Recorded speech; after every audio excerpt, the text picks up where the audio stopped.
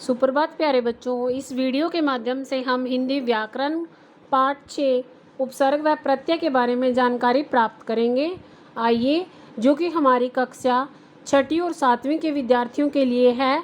आज आपका उपविषय है उपसर्ग एवं प्रत्यय। उपसर्ग किसे कहते हैं? वे शब्दांश जो मूल शब्द के आरंभ में जुड़कर नए शब्दों का निर्माण कर उसके अर्थ में परिवर्तन कर देते हैं, उन्हें उपसर्ग कहते हैं। जैसे हार, हार के आगे हमने लगाया आ, तो आ प्लस हार का मीनिंग क्या बनता है? भोजन। जैसे पर प्लस हार, पर हार का अर्थ क्या है?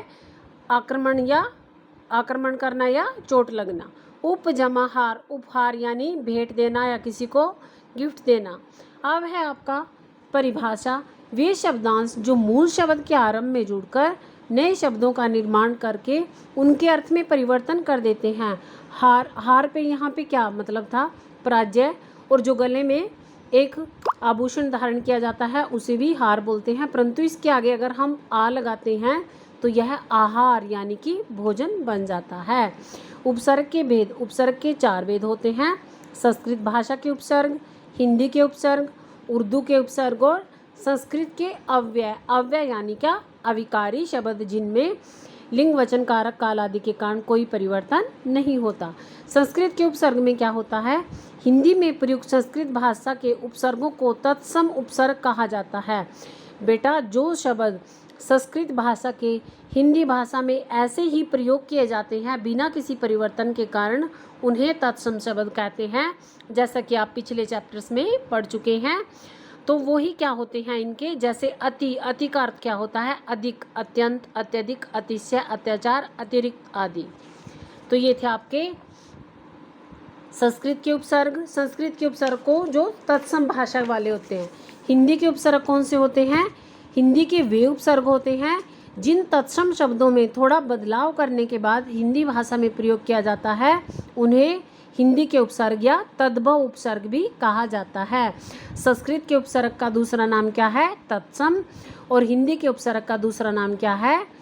तद्भव उपसर्ग। जैसे अ लगाने से किसी भी वस्तु में अगर आप अ लगाते हो तो वह क्या बन जाता है? विलोम में चला जाता है। जैसे भाव, भाव के बाद हमने लगा दिया अभाव। चेत का अर्थ होता है चेतना में रहना, अचेत, निष्बद्ध रहना, अटल, ठीक है, जिसे टाला न जा सके। आगे है उर्दू के उपसर्ग। उर्दू के जैसे खुश, बद, बद जैसे बद चलन, बदसूरत, बदकिस्मत। हर का अर्थ होता है हर यानी कि हर एक बंदा, हर एक इंसान, हर दिन, हर तरफ, हर रोज, हर साल। संस्कृत के अव्यय। अव्यय में देखना, अव्यय यानी अविकारी शब्द, मैंने आपको पहले ही बताया था। जैसे अध, अध का अर्थ होता है नीचे, अधोगति अर्थात नीचे गति यानी कि उसकी प्रगति नहीं हो रही है। अध पतन, उसका आधा पतन हो चुका है, नीचे आ चुका है वो। पुनः का अर्थ होता है दोबारा, जैसे पुनर्जन्म, पिछले जन्म की बातें याद रखना, पुनर्जन्म।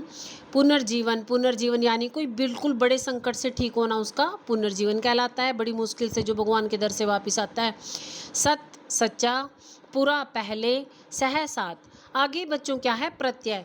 वे शब्दांश, वे प्रत्यय वे शब्दांश होते हैं जो मूल शब्द के अंत में जुड़कर नए शब्द का निर्माण कर उसके अर्थ में परिवर्तन करते हैं। जैसे लड़ प्लस आकू तो हमारा क्या बनता है? लड़ाकू। सुंदर प्लस ता, सुंदरता। प्रत्यय के भी 2 भेद होते हैं, कृत प्रत्यय और तदित प्रत्यय। जो शब्दांश क्रिया के मूल रूप के अंत में जुड़कर नए शब्द का अर्थ में परिवर्तन करते हैं, उन्हें कृत प्रत्यय कहते हैं। तदित प्रत्यय क्या होते हैं? जो शब्दांश संज्ञा या विशेषण शब्दों के अंत में जुड़कर नए शब्द का निर्माण कर उसके अर्थ में परिवर्तन कर देते हैं, उन्हें तदित प्रत्यय कहते हैं। क्या करते हैं ये? जो शब्दांश शब्द के मूल अंत में जुड़ते हैं, मूल रूप से धातु के अंत में जुड़ते हैं, वो कृत प्रत्यय होते हैं। तदित प्रत्यय में क्या डिफरेंस है, क्या है चेंज दोनों में?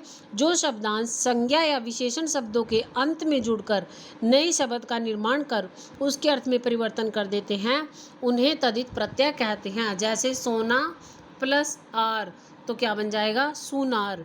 नगर प्लस इक तो हमारा क्या बनता है? नागरिक। घर पर रहे, सुरक्षित रहे, इस वीडियो के माध्यम से उपसर्ग और प्रत्यय के बारे में जानकारी प्राप्त करें। धन्यवाद प्यारे बच्चों।